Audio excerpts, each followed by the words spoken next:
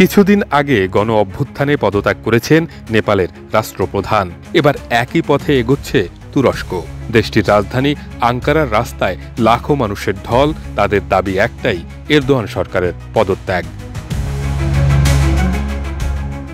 14 September রোববার আঙ্কারায় প্রধান বিরোধী দল রিপাবলিকান পিপলস পার্টির বিশাল সমাবেশে যোগ দেন হাজার হাজার মানুষ।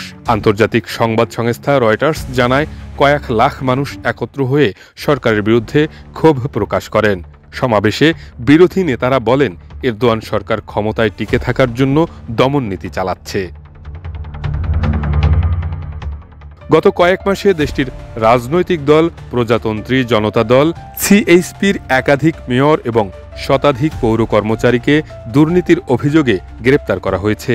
এক্সট্রিম মশার কয়েল প্ল্যান্ট ফাইবার দিয়ে তৈরি, ডেঙ্গু চিকুনগুনিয়া বাহি সহ যে কোনো মশার বিরুদ্ধে দেয় এক্সট্রিম সুরক্ষা। তাদের মধ্যে আছেন ইস্তাম্বুলের মেয়র এবং এরদোয়ানের প্রধান প্রতিদ্বন্দ্বী এক্রেম ইমোগমোগ্লু।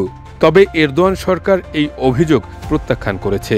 তাদের বক্তব্য, তুরস্কের বিচার ব্যবস্থা স্বাধীন এবং আইন অনুযায়ী কাজ করছে। এদিকে 2023 সালে করা এক মামলার রায় ঘোষণা করা হয়েছে আজ। যদি কংগ্রেস বাতিল হয় তবে সিএইচপি নেতৃত্ব পরিবর্তনের ঝুঁকিতে পড়বে। বিশেষজ্ঞদের মতে এমন পরিস্থিতি দলটির অভ্যন্তরীণ সংকট আরও বাড়াতে পারে। তুরস্কের রাজনীতি তাই এখন এক টালমাটাল মোড়ে দাঁড়িয়ে। রাস্তায় বিক্ষুব্ধ জনতা চাইছে পরিবর্তন, আর ক্ষমতাসীন সরকার বলছে সবই আইনের শাসন।